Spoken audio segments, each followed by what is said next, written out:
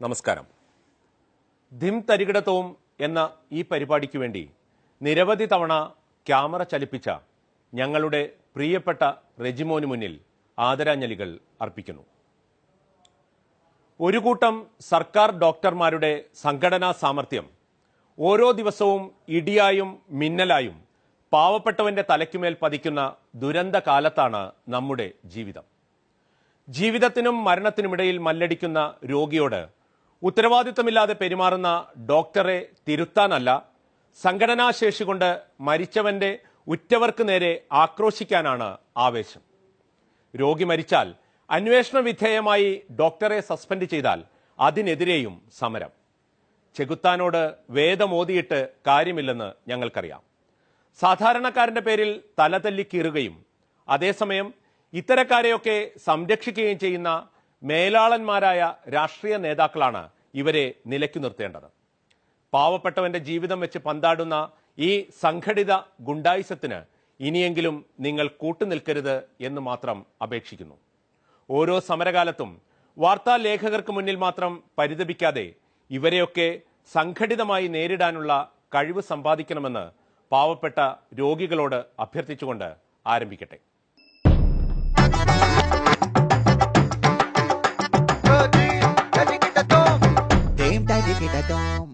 ഇന്ന് ഒരു സിനിമയാണ്. ഇത് കഥയല്ല, ജീവിതമാണ്. കൺമുന്നിൽ കൊഴിഞ്ഞു വീണ ജീവിതം. ഇത് ഒരു റെജിമോന്റെ മരണത്തിലുള്ള പ്രതിഷേധമല്ല, മരണത്തെക്കാൾ സമരത്തിനു നൽകുന്ന പ്രാധാന്യത്തോടുള്ള പ്രതിഷേധമാണ്. ഇതൊരു ന്യൂ ജനറേഷൻ ചിത്രമോ ഓൾഡ് ജനറേഷൻ ചിത്രമോ അല്ല, അനാസ്ഥയുടെ നിലവിളി ബാക്കിയാക്കിയ ഒരുപറ്റം ജീവിതങ്ങളുടെ നേർചിത്രമാണ്.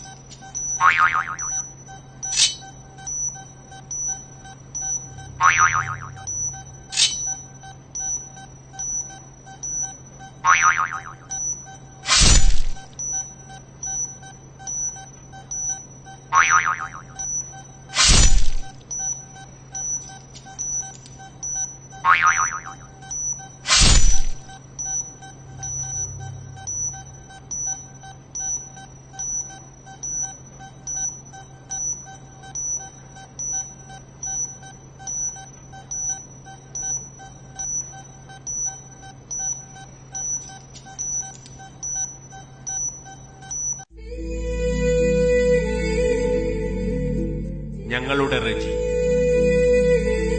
അവൻ നാടിനും നന്മയ്ക്കും വേണ്ടി ക്യാമറ ചലിപ്പിച്ചവനായിരുന്നു. അവൻ അത്യധ്വാനത്തിലൂടെ പ്രേക്ഷകർക്ക് പകർന്നു നൽകിയത് അനുപമ ദൃശ്യങ്ങളായിരുന്നു.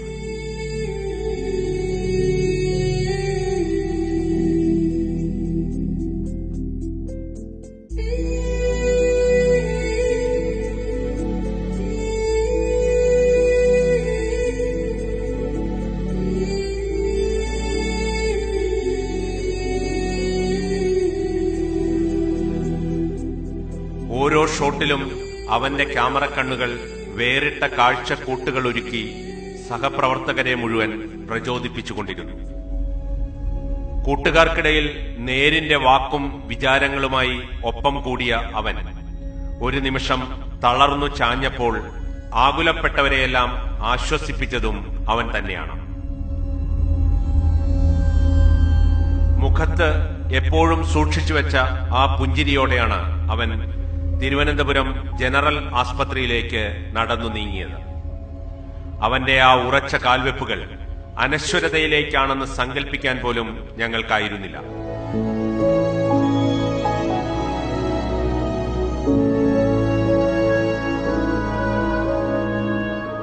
കെടുകാര്യസ്ഥതയുടെയും സംഘടിത മുഷ്കിന്റെയും കരാളഹസ്തങ്ങളിലേക്കാണ് എന്ന് ഞങ്ങൾ അറിഞ്ഞിരുന്നില്ല.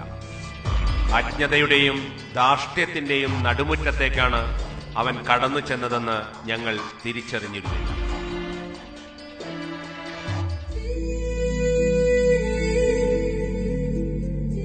ഒടുവിൽ ഞങ്ങളുടെയെല്ലാം ആത്മാവിന്റെ നൊമ്പരമായി, അവസാനിക്കാത്ത ഓർമ്മയായി അവൻ വിട ചൊല്ലി.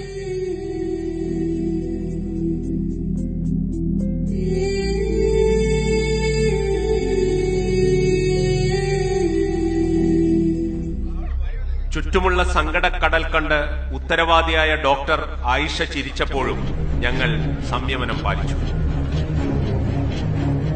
ഏറ്റവും ഒടുവിൽ മരണകാരണം എന്താണെന്ന് ചോദിച്ചപ്പോൾ, കുറിപ്പടി മുഖത്തേക്ക് വലിച്ചെറിഞ്ഞപ്പോഴാണ്, കൃത്യമായി ഉത്തരത്തിനായി തപ്പിത്തടഞ്ഞപ്പോഴാണ്, സംഘടനാ നേതാക്കളെ വിളിച്ച് സാമർഥ്യം കാട്ടിയപ്പോഴാണ് ഞങ്ങൾ പ്രതികരിച്ചു തുടങ്ങിയത്.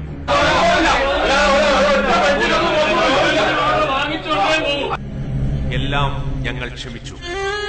മരണം ഞങ്ങൾക്ക് പുല്ലാണെന്ന് ആക്രോശിച്ചുകൊണ്ട് മരണത്തിന്റെ അപ്പസ്തോലന്മാർ അവതരിച്ചപ്പോഴാണ് ഞങ്ങൾക്ക് പിടിച്ചു നിൽക്കാനാവാതെ പോയത്. വീണ്ടും മരിക്കുക, ഞങ്ങൾ അടിയന്തര നടപടി ഞങ്ങൾ പോവില്ല, സാറും പോവില്ല, ഇവരാരും പോവില്ല, ഞങ്ങളും പോവില്ല.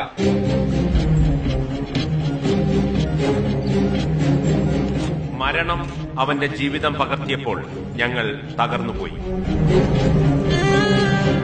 എന്റെ ജീവൻ എടുത്തിട്ട് മകന്റെ ജീവൻ തിരിച്ചു നൽകണം എന്ന് അവന്റെ അമ്മ ഏങ്ങലിടിച്ചപ്പോൾ ഞങ്ങൾ പിടഞ്ഞുപോയി.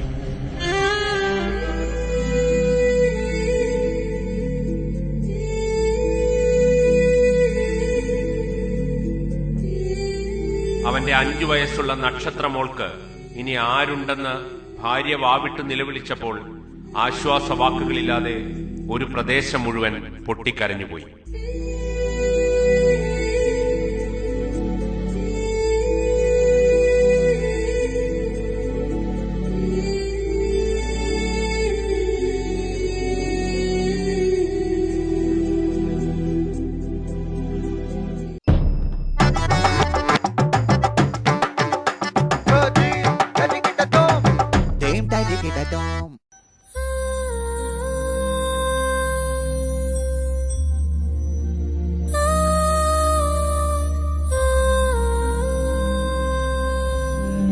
ജനങ്ങളോട് ഒരുവിധ പ്രതിബദ്ധതയും കാട്ടാതെ ഉണ്ടിരുന്ന നായർക്ക് വിളി വന്നു എന്ന് പറഞ്ഞതുപോലെയാണ് ഡോക്ടർ റഹ്മാന്മാരുടെ സമരങ്ങളെല്ലാം. അന്നൊരു നാൾ ജോലി സമയത്തെ ചൊല്ലിയായിരുന്നു ഇവരുടെ നിരാഹാര നാടകം. ഡ്യൂട്ടി സമയത്തെക്കുറിച്ച് മിണ്ടാൻ പോലും ആകാത്ത, അത്യാവശ്യത്തിന് പോലും ശമ്പളമില്ലാത്ത ബഹുഭൂരിപക്ഷം വരുന്ന മാധ്യമപ്രവർത്തകർക്കും പോലീസുകാർക്കും മുന്നിലാണ് ആവശ്യത്തിലധികം ശമ്പളം വാങ്ങിക്കൊണ്ട് ഡ്യൂട്ടി സമയത്തെക്കുറിച്ച് ആകുലപ്പെട്ടുകൊണ്ട് ഡോക്ടർമാർ സമരം നടത്തി സ്വകാര്യ ആശുപത്രികളിൽ പോകാനാവാത്ത പാവങ്ങളെ വെല്ലുവിളിക്കുന്നത്.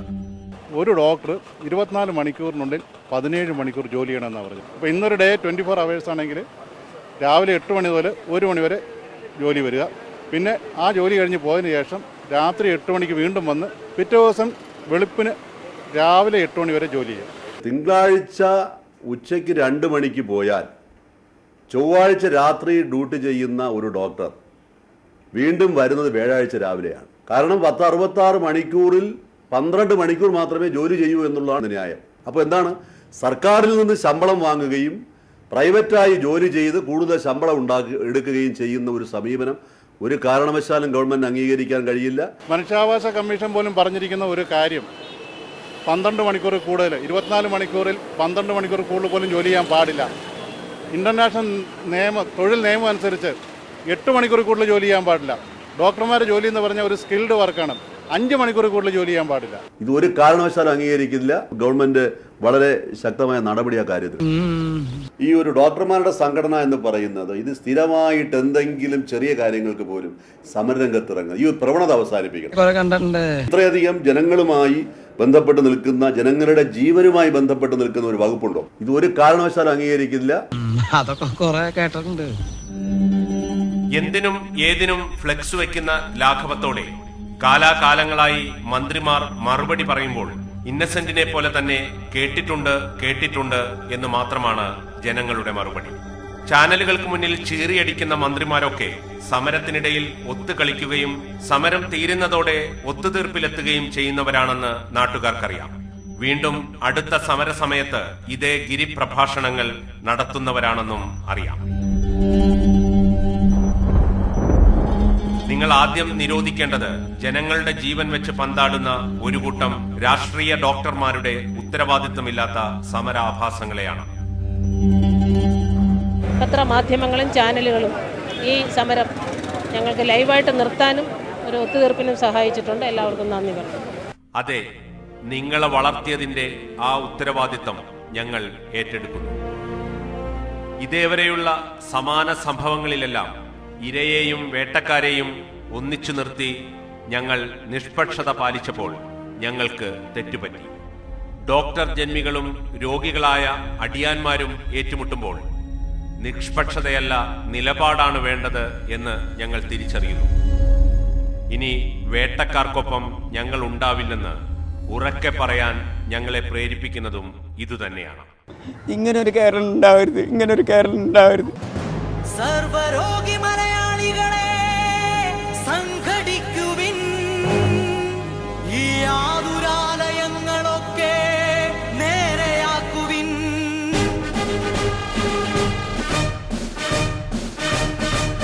ഇങ്ങനെ കഴിപ്പിച്ച എന്താ ചെയ്യാ ഡോക്ടർമാര്? രോഗികൾക്കും സംഘടിക്കാം ആതുരമീ നാട്ടിൽ. രോഗമൊരു കുറ്റമെങ്കിൽ ഡോക്ടറല്ലോ ദ്രോഹി. ആശുപത്രി നിങ്ങളൊക്കെ കാശുപത്രിയാക്കി, ലാബുകളോ നിശ്ചയിച്ചു കാശു കൈക്കലാക്കി. ജനങ്ങൾ എങ്ങനെയെല്ലാം ബുദ്ധിമുട്ടിക്കണോ അതെല്ലാം ബുദ്ധിമുട്ടിക്കും. ജനങ്ങൾ പാവപ്പെട്ടവർ കഷ്ടപ്പെടണം, മന്ത്രിമാർക്ക് സൂഹിക്കണം, ഡോക്ടർമാർക്ക് നമ്മളെ കഷ്ടപ്പെടുത്തണം. ഇതിനൊരു പരിഹാരം ആര് ചൊല്ലിടും? കുറിപ്പടി കൂട്ടമുണ്ട്, ഉറപ്പടി കാശുമുണ്ട്, ഇരിപ്പിനും കിടപ്പിനും തുക കൊടുത്തു മുട്ടിഞ്ഞല്ലോ. ഞങ്ങളെ പോലുള്ളവർ എന്ത് ചെയ്യും? ഞങ്ങൾ വീട്ടിൽ നിന്ന് 6 മണിക്ക് ഇറങ്ങിയതാണ് ഒറ്റയ്ക്ക്. ഞങ്ങളെ പോലുള്ളവരുടെ പൈസയാണ് അവർക്ക് ശമ്പളമായിട്ട് കൊടുക്കുന്നത്. അതവർ നോക്കുന്നില്ലല്ലോ. സർവരോഗി മലയാളികളെ സംഘടിക്കുവിൻ, ഈ ആതുരാലയങ്ങളൊക്കെ നേരെയാക്കുവിൻ. ഈ ആതുരാലയങ്ങളൊക്കെ നേരെയാക്കുവിൻ. 32 വയസ്സേ ഉള്ളൂ. ഇന്ന് അവന്റെ ബോഡി എടുക്കാൻ നേരത്തെ അവന്റെ കൊച്ചി ചോദിച്ചത് ഞാൻ ഒന്നുകൂടെ കണ്ടോട്ടെ. അവസ്ഥ സഹിക്കാൻ പറ്റില്ല. ഇനി ഒരു റെജി ഇവിടെ ഉണ്ടാവരുത്.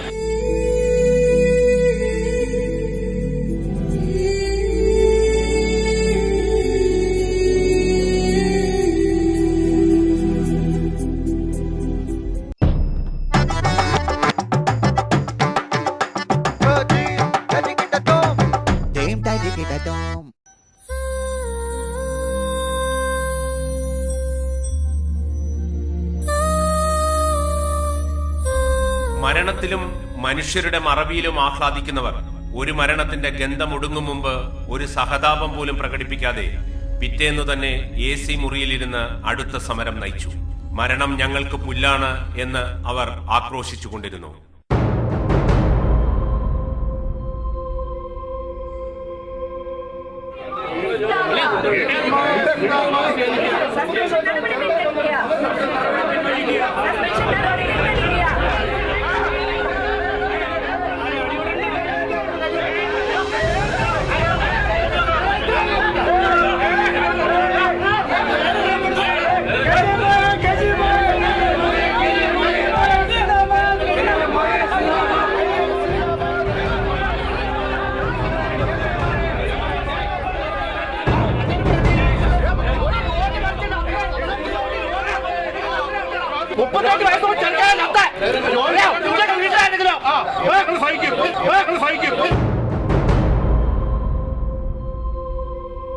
ഒരു ഒരുത്തൻ ചത്തെന്ന് പറഞ്ഞപ്പോ സഹിക്കുന്നോ? അവന്റെ അന്യനായിരുന്നെങ്കിലോ? സഹിക്കും.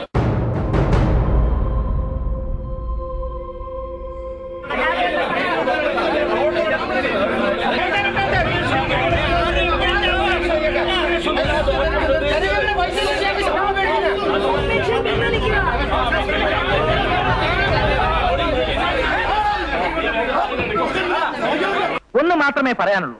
നിങ്ങൾ ഉണ്ണുന്ന ചോറ് സർക്കാരിന്റെ ടാക്സ് വെട്ടിക്കുന്ന കുബേരന്മാരുടേതല്ല, ഉപ്പിനും സേഫ്റ്റി പിന്നിനും വരെ കരം കൊടുക്കുന്ന കുചേലന്മാരുടേതാണ് സാധാരണക്കാരന്റെ ചോറ്.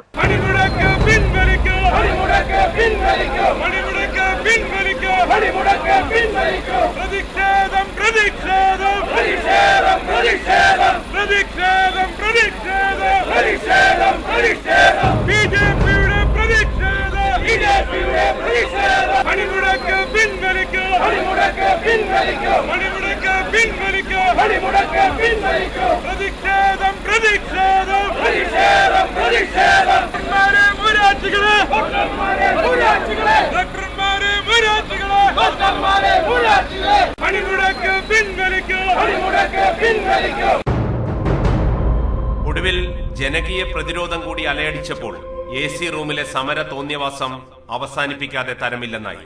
അറസ്റ്റ് ചെയ്തു നീക്കണമെന്ന് മുഖ്യമന്ത്രിയുടെ കർശന നിർദ്ദേശം എത്തിയതോടെ സമരക്കാർ അതൊരു അനുഗ്രഹമാക്കി. ഒരു കാരണവശാലും ഇല്ല. ഇപ്പം കരാവോ അവിടെ ഉണ്ടോന്ന് അന്വേഷിച്ചോണം. എല്ലാരെയും അറസ്റ്റ് ചെയ്ത് മാറ്റാൻ പറഞ്ഞില്ല. ആക്രോശിച്ചു നിന്നവർ വാല് ചുരുട്ടി അറസ്റ്റ് വരിച്ചു. അപ്പോഴും ജനറൽ ആശുപത്രിയിൽ ചികിത്സ തേടിയെത്തിയവർ ഡോക്ടർമാരില്ലാതെ വലയുകയായിരുന്നു.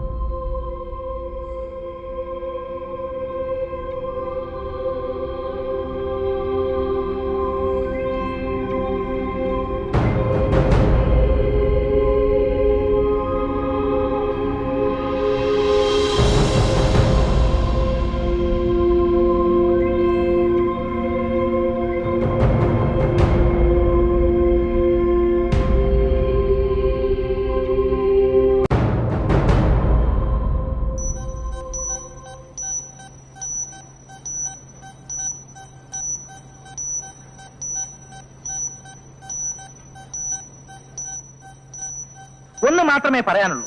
നിങ്ങൾ ഉണ്ണുന്ന ചോറ് സർക്കാരിന്റെ ടാക്സ് വെട്ടിക്കുന്ന കുബേരന്മാരുടേതല്ല, ഉപ്പിനും സേഫ്റ്റി പിന്നിനും വരെ കരം കൊടുക്കുന്ന കുചേലന്മാരുടേതാണ് സാധാരണക്കാരന്റെ ചോറ്.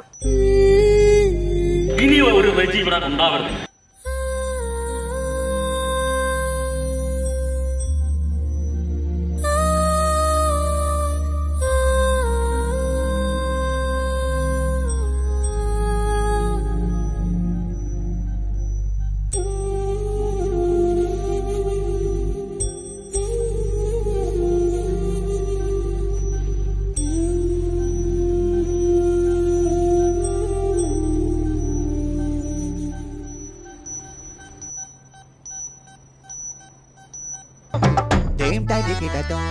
ഇത്രയും നാളും കരിം കോഴയ്ക്കൽ മാണിസാർ മാത്രമാണ് താൻ കോഴ വാങ്ങിയിട്ടില്ല എന്ന് വിശ്വസിച്ചിരുന്നത്. പുതിയ കോടതി വിധിയോടെ മാണിസാർ സ്വയം പിച്ചു നോക്കി അഴിമതിക്കാര്യം ഉറപ്പിച്ചുവെന്നാണ് പറയുന്നത്. ഇനിയെങ്കിലും ധാർമ്മികത കാട്ടണം എന്ന് പറയാൻ മാത്രം ധാർമ്മികത എന്ന വാക്കിന് പോലും ശക്തി നഷ്ടപ്പെട്ടിരിക്കുന്നു. അതിവേഗം ചാണ്ടിക്ക് ഭരണമാണ് ശരണം. ആദർശത്തിൽ ജനിച്ച് ആദർശത്തിൽ വളർന്ന് ആദർശം മാത്രം ഭക്ഷിക്കുകയും വിസർജിക്കുകയും ചെയ്യുന്ന അന്തോണിസ് പുണ്യവാളനും ജനനശേഷം ആദർശരോഗം ബാധിച്ച സുതാര്യം സുധീരനും ഈയിടെ മാത്രം ആദർശരോഗം കലശലായ VD സതീശനുമൊക്കെ മിണ്ടാതിരിക്കുന്നതും മുട്ടാപ്പോക്ക് പറയുന്നതും കാണുമ്പോൾ ചിരിക്കുന്നത് ആൽമരങ്ങളാണ്. തങ്ങൾക്ക് വളരാൻ ഇനിയും ആസനങ്ങളുണ്ടല്ലോ എന്ന ആശ്വാസമാണ് ആ ചിരിയിൽ ഉള്ളത്. ഇത്തരം ആദർശധീരന്മാരുടെ പൊയ്മുഖങ്ങൾ ഒരിക്കലും താഴെ വീണു പോകാതിരിക്കാൻ പ്രാർത്ഥിക്കുന്നു. ഇനിയും കുഞ്ഞുമാണിയേക്കാൾ വെല്ലുന്ന വലിയ മാണിമാർ നമ്മെ ഭരിക്കട്ടെ. അതുകൂടി സഹിക്കാൻ ഡോക്ടർമാർ നമുക്ക് ആയുസ് തരട്ടെ. അടുത്ത ആഴ്ച വീണ്ടും കാണാം.